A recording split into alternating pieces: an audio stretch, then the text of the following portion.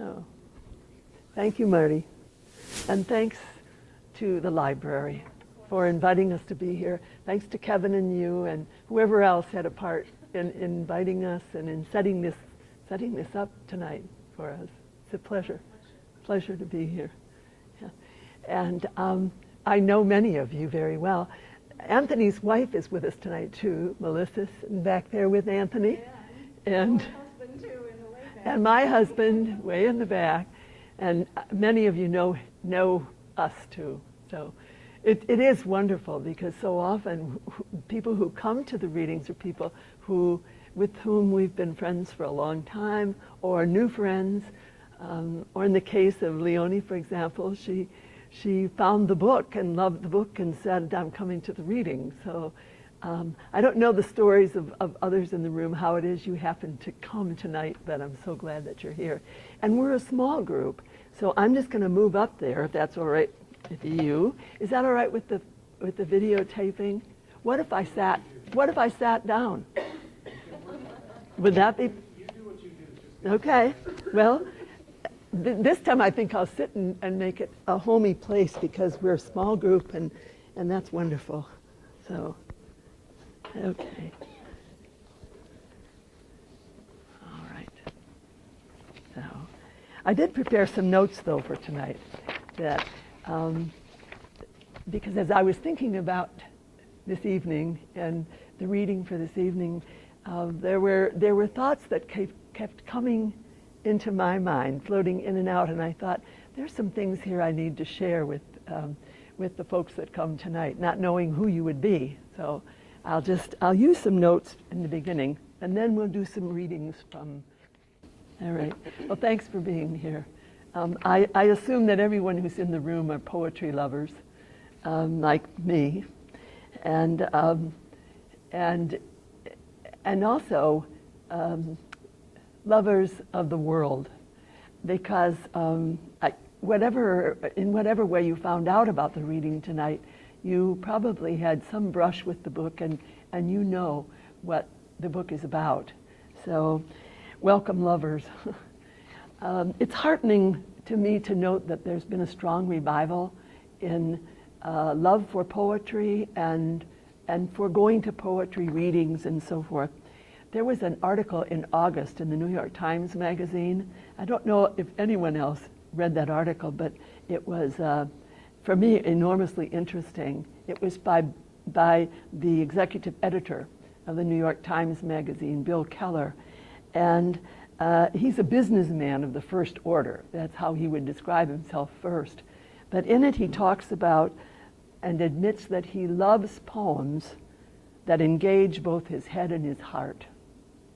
And I thought that's kind of like these poems, engaging the head and the heart.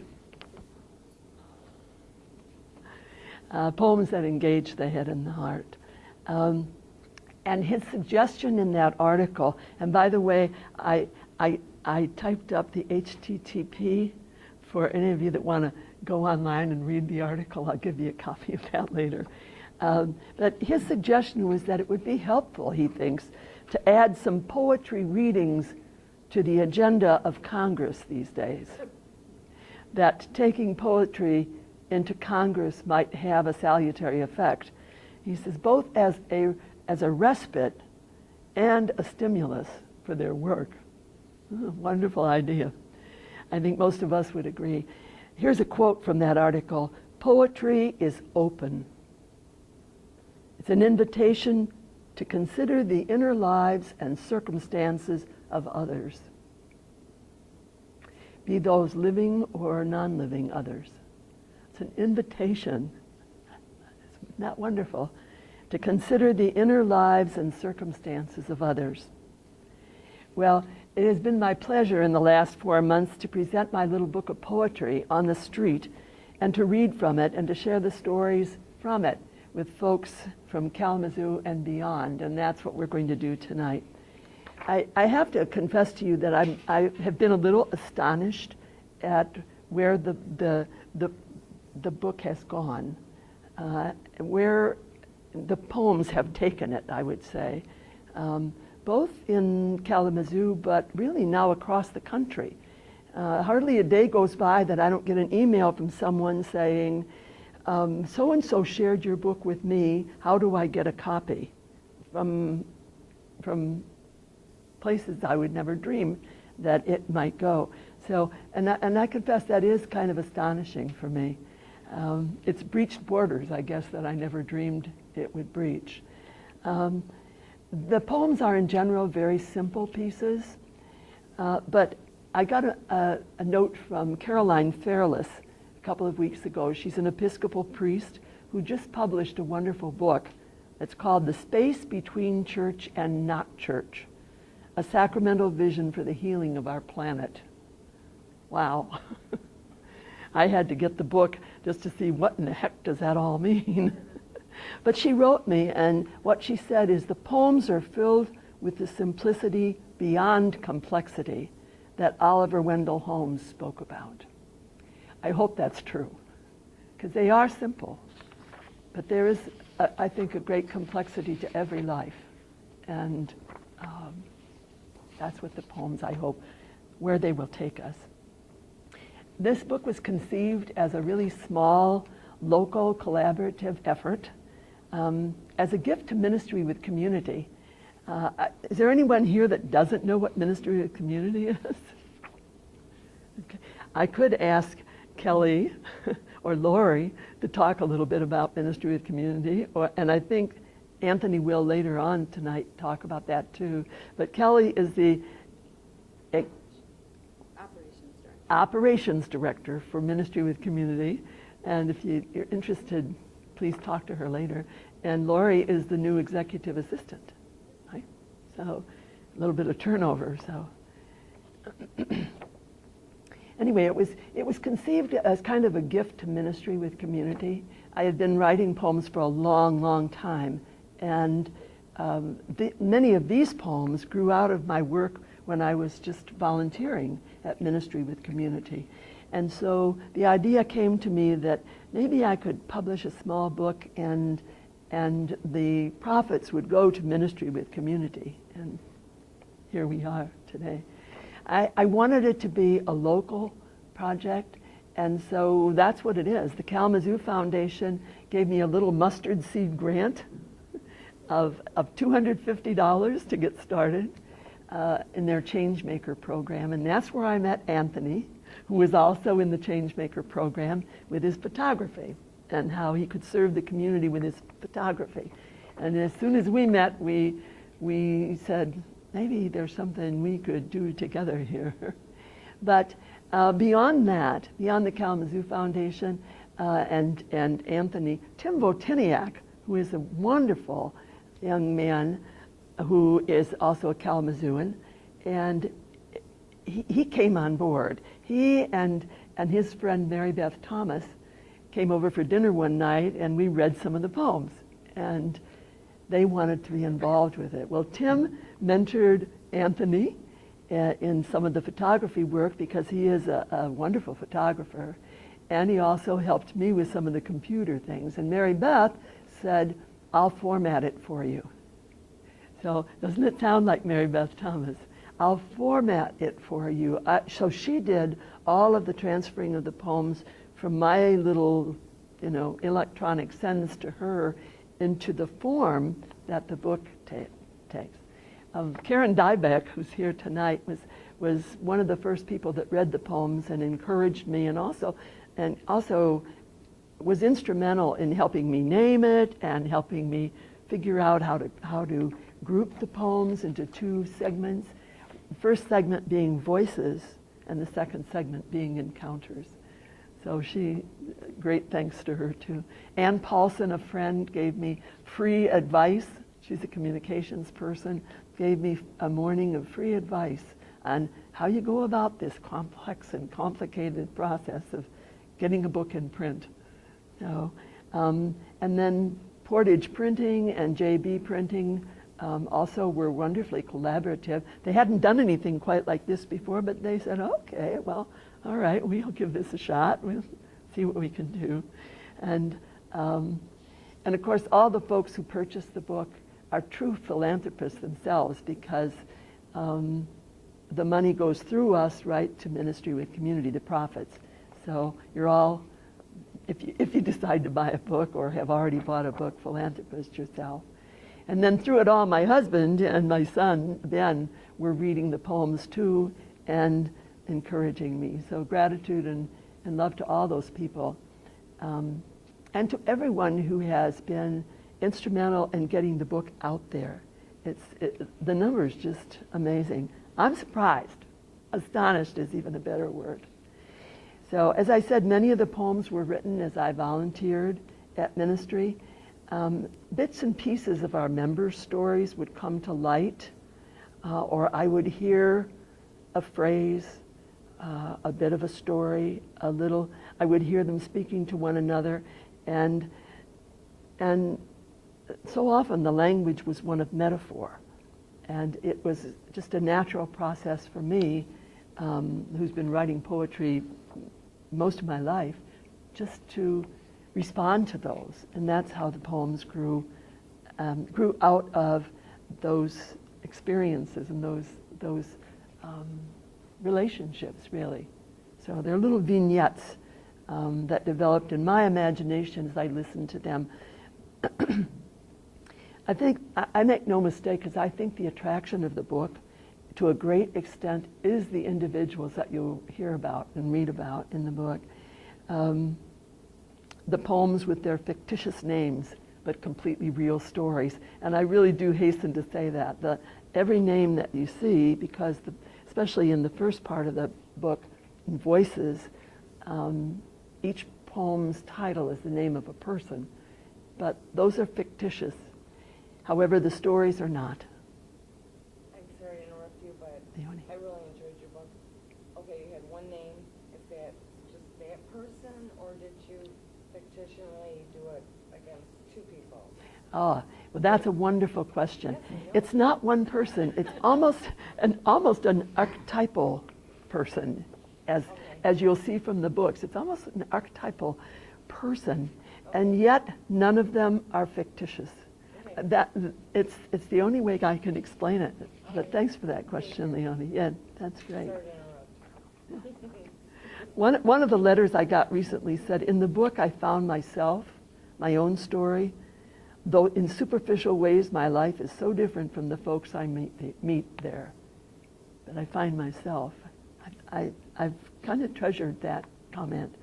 And then another person called me and was laughing and said, in Dorothy, you introduced me to myself.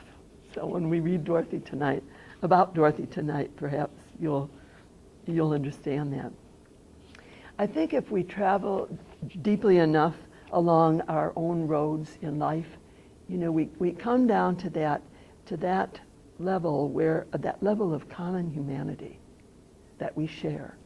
And that's it, isn't it? That's what Annie Diller calls the deep well of our common humanity. And I think that's it. And maybe that's what the poems kind of, where it takes us, where they take us to that deep place. Tonight, after we hear a few of the poems, then I'll again give Anthony time to talk to you about his work too. But just a word here, his photos just help the book to come alive. If you've seen the book, you will understand that. The cover photo it's amazing, because I had said to Anthony, the picture I'm looking for, so we looked at a lot of his pictures that he had taken, which were wonderful. And I said, the picture I'm looking for, and I described it, what I was imagining, and he's got it. It's the cover of the book, so it's wonderful. Okay, so I guess I'll just stop here and read some poems. Does that work? Okay.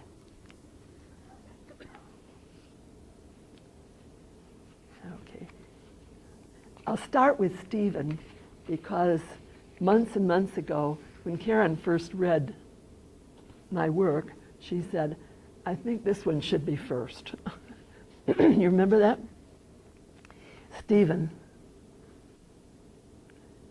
This is my shoe collection. Maybe it's my hobby.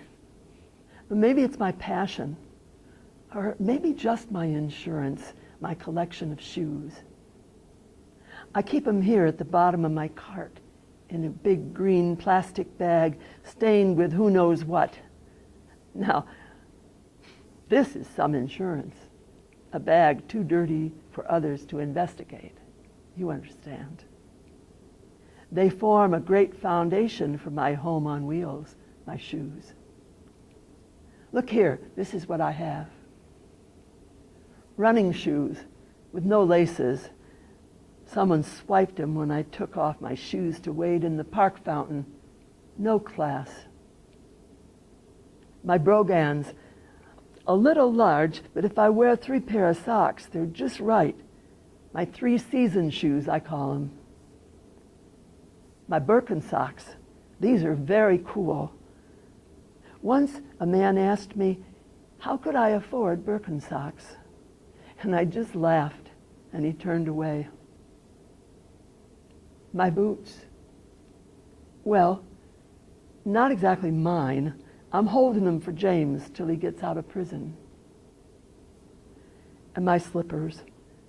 I love these slippers. My little boy gave them to me for Christmas the year I came home from Vietnam.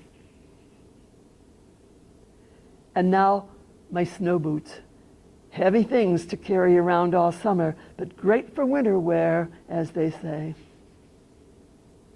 When I get to feeling bad, feeling sorry for myself, I think of my shoes.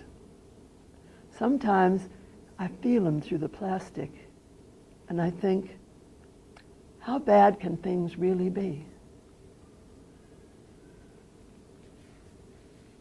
That's Stephen.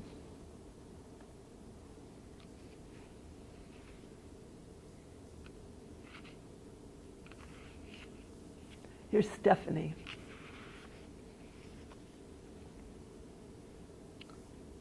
I know that you frown on me, don't like to look me in my eyes, but look sidewise on Angie and Denzi and tell one another in your missionary meetings, your missionary voices, that my 2 angels ought to be with someone else who couldn't possibly love them like I do.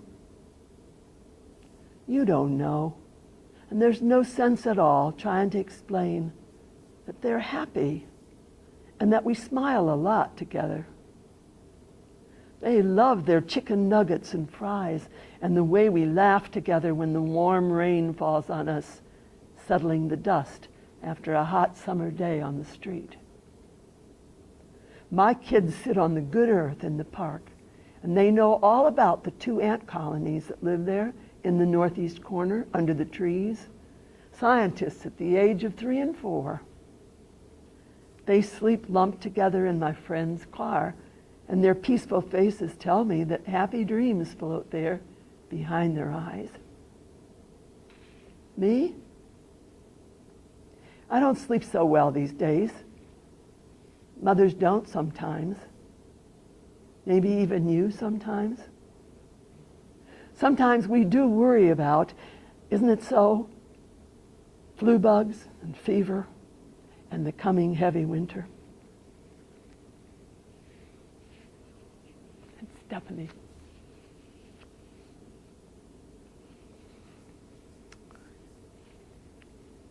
And Antony, you won't find Antony on the streets of Kalamazoo, but you'll find Antonys out there in large numbers.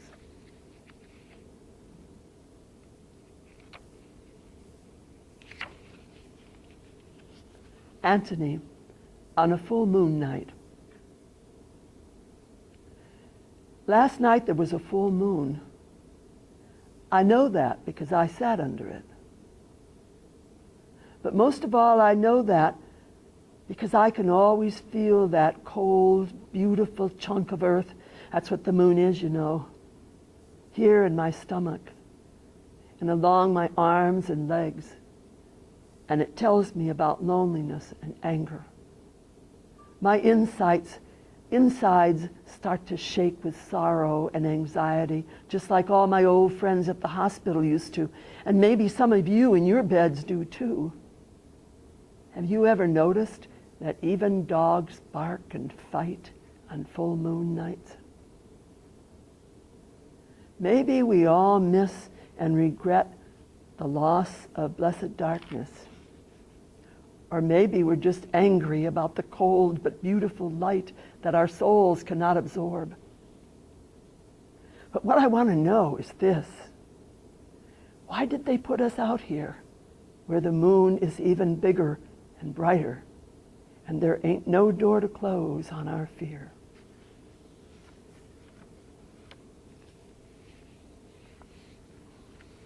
Anthony.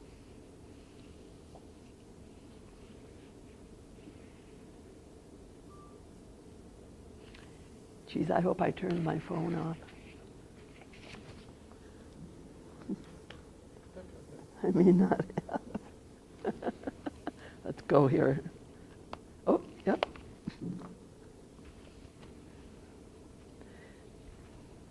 This is Maria. You know what I miss?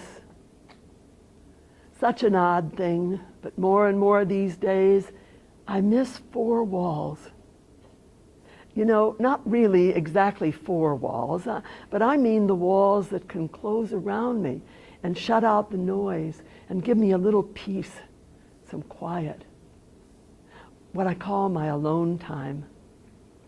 Because out here where I float, people and voices are everywhere. And the louder we all talk, the more we prove that we are here, alive, still floating like shipwrecks on the surface of life. So I put on these headphones I found in the bus station. And whether there's music or not, I create my walls to lock you all out and be alone. And there are worse things than being alone.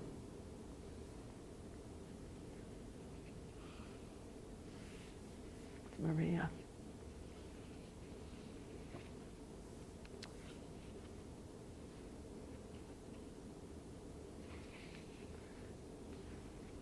And here is Moses. His name sounds old. One would expect, hearing it, to find a grizzled, cane-encumbered old fella, perhaps, or at least I think so. But Moses is young, very much at home in his shiny, hooded rain shirt that advertises South Beach where it never rains. Latest best find at the Goodwill. I hear his quiet aside. Funny, ain't it? All these folks here, and all this noise, all this signifying, all this laughing, and we all still so much alone. And James, too. Now, James truly is old. Here's the existential lament, so almost lost in the clamor of the crowded lunch table. Not just here, Moses. Not just here, he says quietly. You be speaking today for all the human race.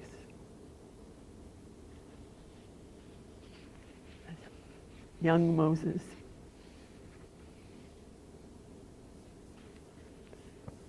And Cammie.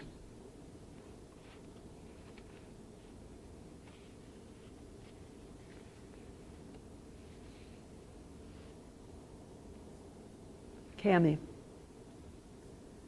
This is my daughter, Juliet. A nice lady stopped us on the street yesterday. She said, she is so beautiful. Exotic, she said, and I think it was a compliment. Juliet, she should be Cleopatra. She has Liz Taylor's eyes. And her friend agreed and patted Juliet's head and said, oh, what I could do with those eyes. And I wanted to say, so, look at my eyes, the same purple blue. The eyes that my father loved told me he could get lost in my eyes, and he did. And I learned to curse my eyes and everything else about my young self that he loved. And I learned to curse my father, too. And now I fight every day not to curse my Juliet, whose father is my father. and who carries the curse herself of Cleopatra's eyes.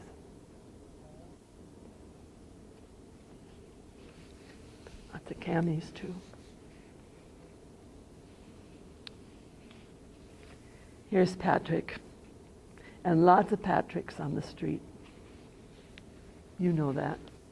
All of you know that. See if I have a Kleenex.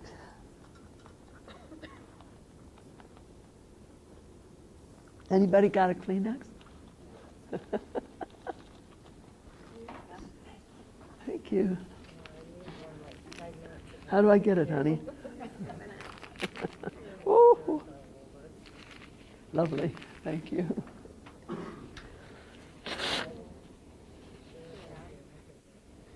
Pardon me?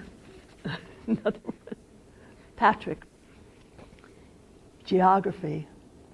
That was my favorite subject. Lots of kids, even my brothers and sisters, hated it because they were stuck on their own little postage stamp of earth that was rural Michigan. But all I could think about when we studied all those places was, I can't wait to travel the world. I have a wanderlust, I guess. I only have to hear the names: Paris, New York, Timbuktu, Singapore, and I say, let's go. So when the wars came, I scanned our old world books, and wow, Afghanistan, Iraq, ancient history, Baghdad, Kabul, Alibaba, here I come. I went right down and signed up and thought, finally I'll get to travel. And I did. Fast as you could say, a few good men, I was there. And you know what broke my heart? So much history turned to rubble. And people who looked like Jesus, even dressed like him, I thought, were looking at me with frightened eyes. And I kept thinking about history and geography, for God's sake. And finally, I couldn't sleep at night after night, with the battle noise and the noise in my big head. Uncle Jerry used to say, such a big head and nothing in it. And he'd pat my head with both hands. Till I started shaking. And my buddy Joe said, you're talking bullshit, pal. And so they sent me home. And here I am today, sitting square on the geography of Kalamazoo. And Baghdad and all those other broken cities still sit right here on my heart. And I can't keep my hands or my mind still enough to do what they asked me to do. Pull myself together.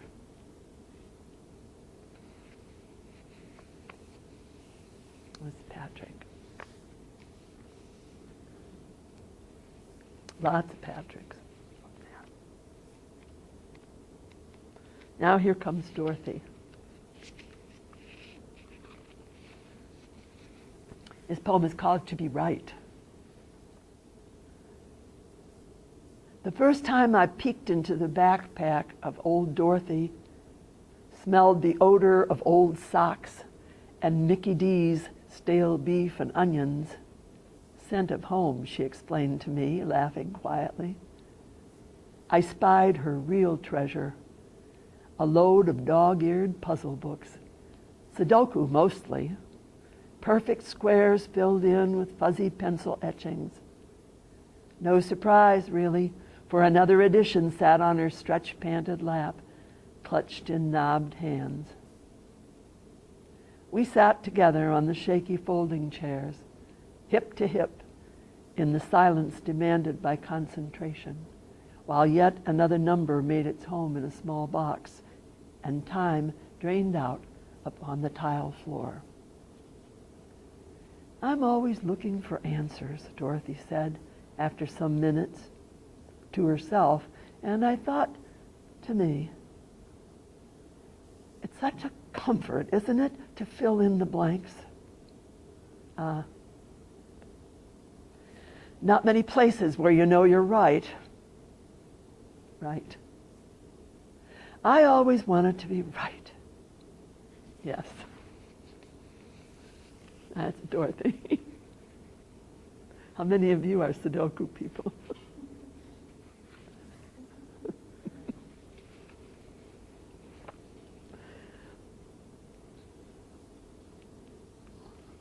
Here's one for teachers.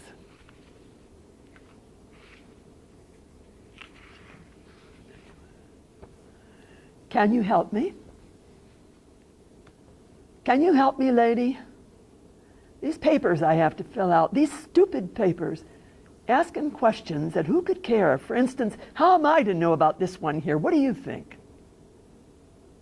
I scan the papers and understand. Medicaid forms.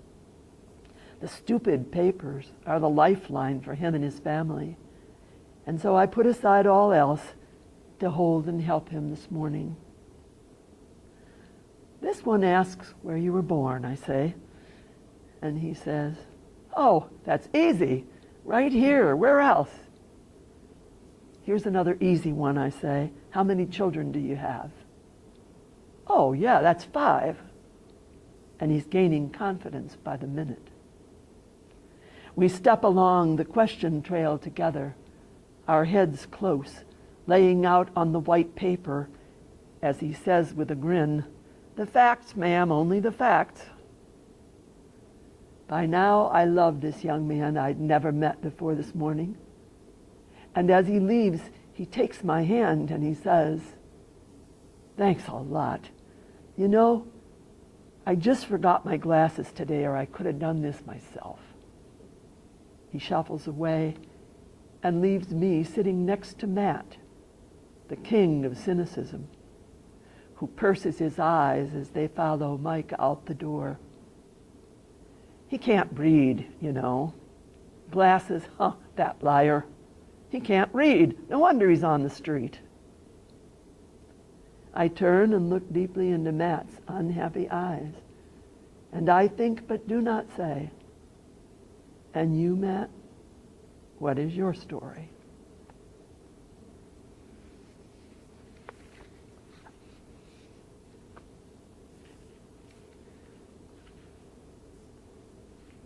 Here's another one for teachers. This is Junie.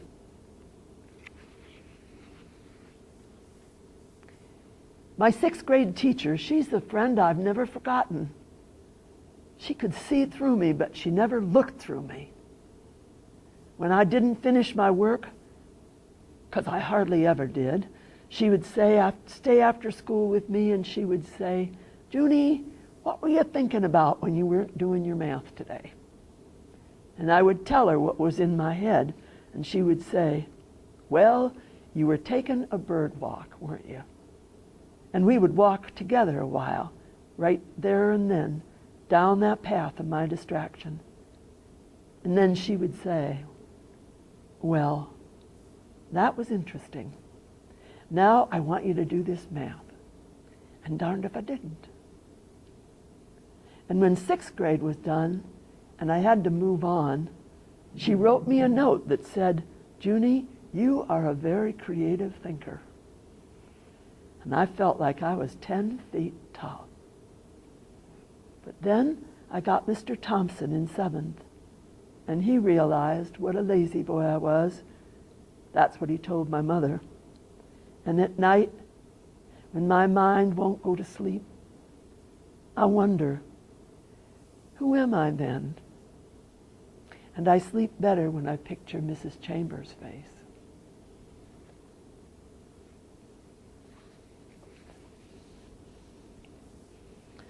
And here's Annie Lee, and then we'll stop for a while. I think you might need a rest. Mom just had bedtime stories too. Pardon me? I said you're the perfect mom to tell bedtime stories. You really are. Help them out. Well, here's a bedtime story. This is of Annie Lee. And the first time Anthony read this poem, he said, I know that person, I was there. Kelly might have been there too. This is Annie Lee. I'm sorry for fighting in the hallway. Sorry, sorry, sorry. I've been sorry.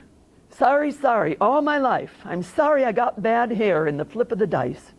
And I'm sorry that good hair goop is so expensive. And I'm sorry that that girl pulled off my head rag, and I'm sorry I busted her lip. And I'm sorry I disappointed you all, and I'm sorry I'm barred from ministry.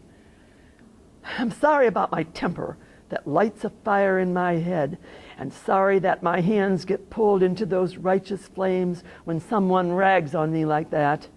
And most of all, I'm sorry I'm me.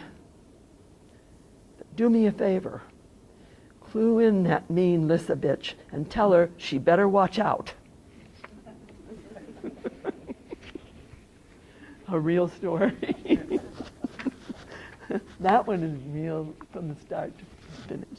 Okay, and so Anthony, why don't you come on up here and sit with me and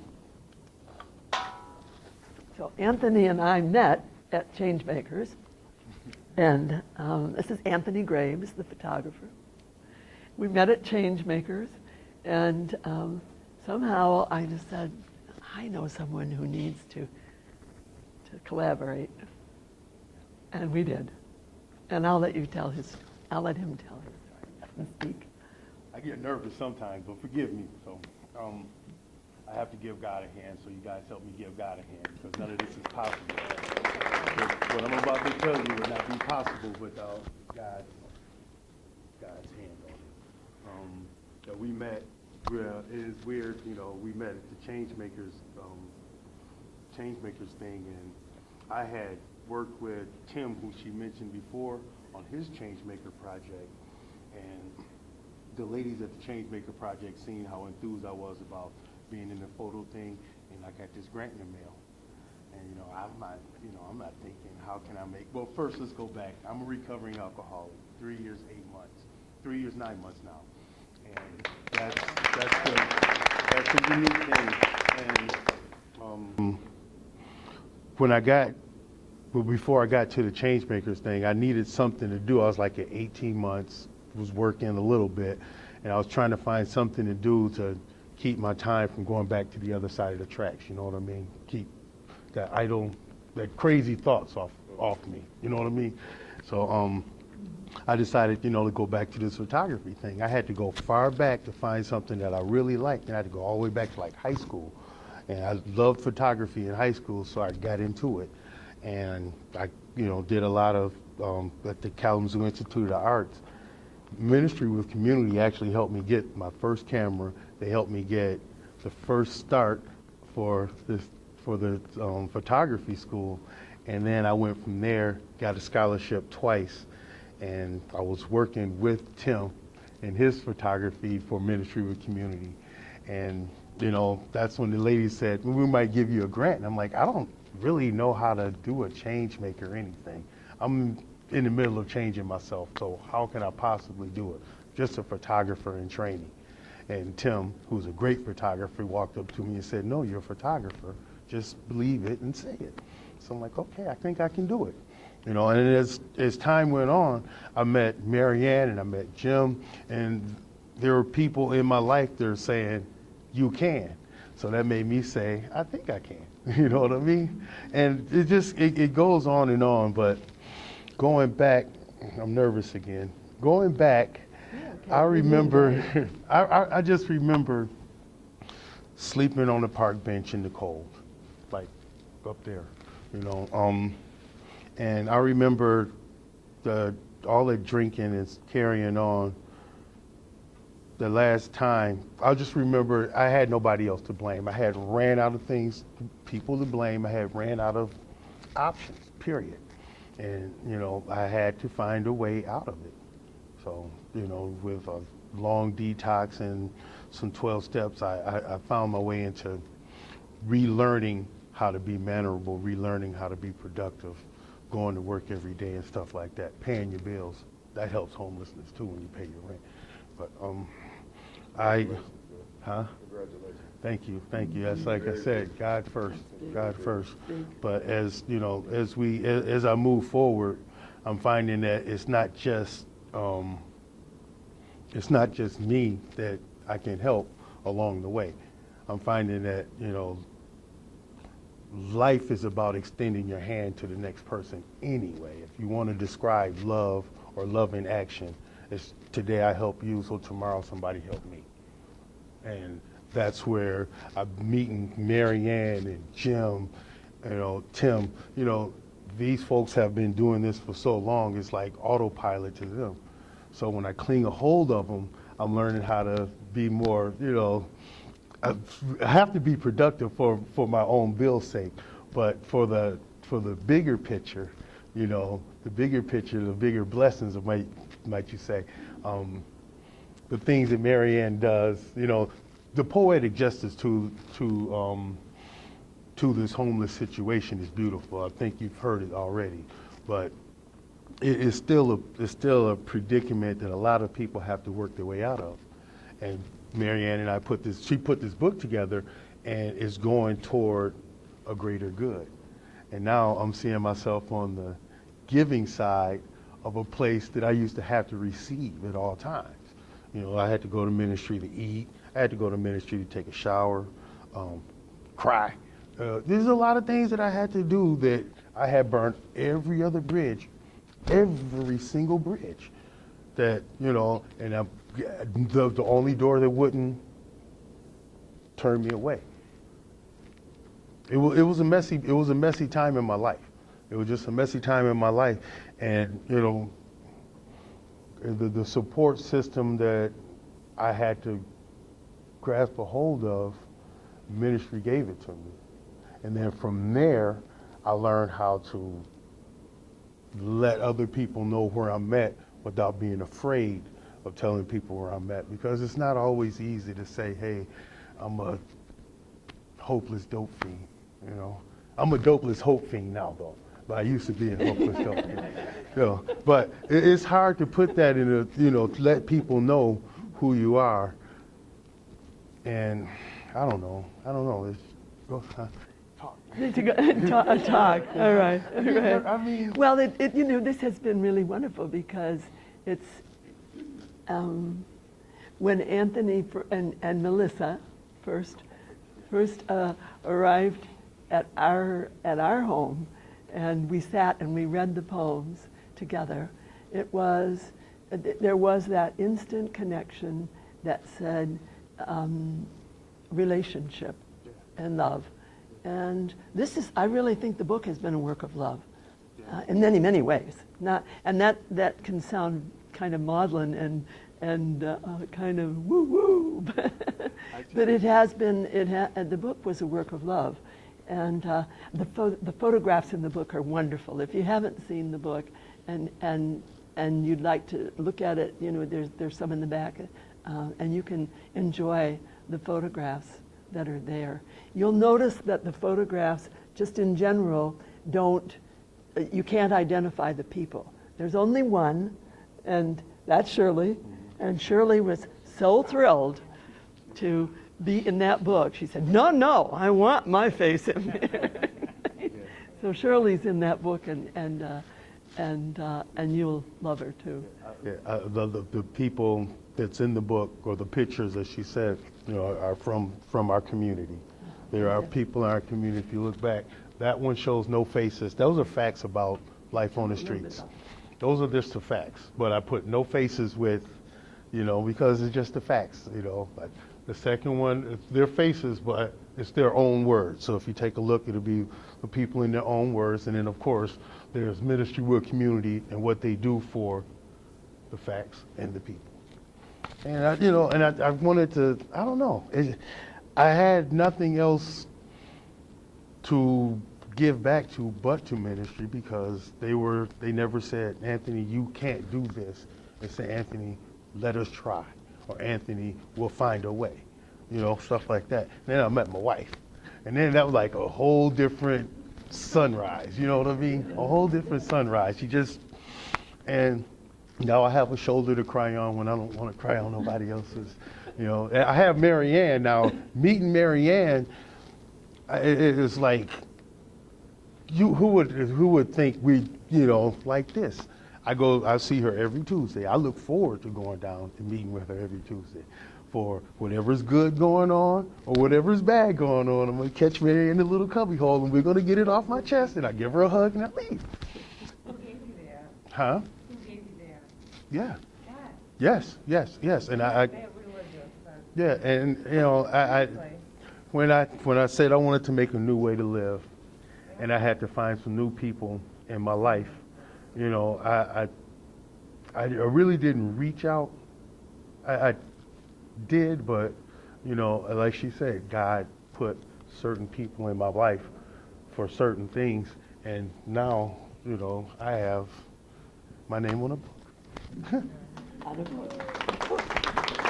That's not, you know, not even, I mean, if you would have told me 4 years ago that I would be sitting here telling this dreadful life, you know, because it was messy. I mean, it's the checkered past. Don't get me wrong. It's, you know, there's still, I'm still under construction. Don't get me wrong. I'm not mastered nothing but going to work and getting into bed. That's about it. Well, but you did get the Roscoe Turner Award. I did receive the Roscoe Turner That- Award. that I had never won extremely anything in my community. life, and the Roscoe Turner Award was Kelly, can you explain to the group what the Roscoe Turner Award is? Would you mind? Go for it. Roscoe Turner was a member at Ministry with Community who was really struggling with addiction and homelessness and a myriad of other problems. And over time, with help of ministry staff, he kind of put the pieces back together, as Anthony did, and he turned that into volunteering at Ministry with Community, and he became a huge piece at helping other folks work through some of their goings on in their life. And he passed away, I believe, in the early 90s. Something like that. And he touched so many people's lives that Ministry with Community named an award after him that we give out every year at our annual open house in June. And Anthony received it, like others have, for making that huge of a step and a change in their life, and not just in their life, but in the lives of other people, really giving back to the community that they're in. So we were honored to put Anthony's name on there. It's cool. Excellent. Just All right. joking. Thank you. But I'd really have to say that Marianne, Jim,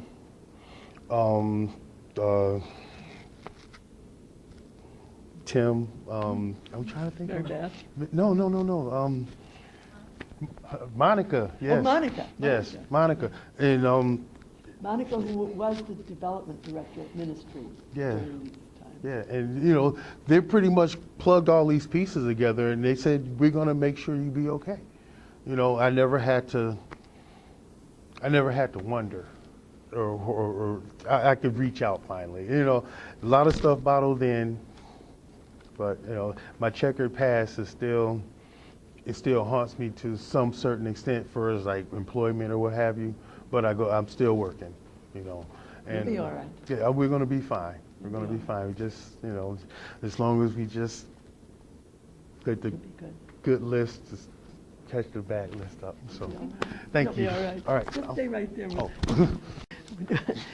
I'll just close by reading a couple of other poems, and then, because I'm looking at our time, okay? Or if you have questions.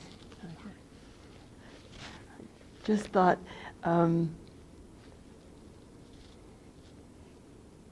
or maybe you just have, well, I'll read one more poem. This one is called Wanderers, and this one is kind of autobiographical. So I'll close with this, and then with questions, if you have any questions about the work and all that business. Okay. Wanderers, a teacher's lament. They are wandering, some of them, my friends out here. That's what I call it, wandering. Wandering the streets like Broadway cats born to hunger and scratching out a life. Or driven like a wrinkled Marlboro package at rest temporarily curbside in respite from the hurricane winds. A Katrina that rises unbidden from God knows where along the dark streets and alleys.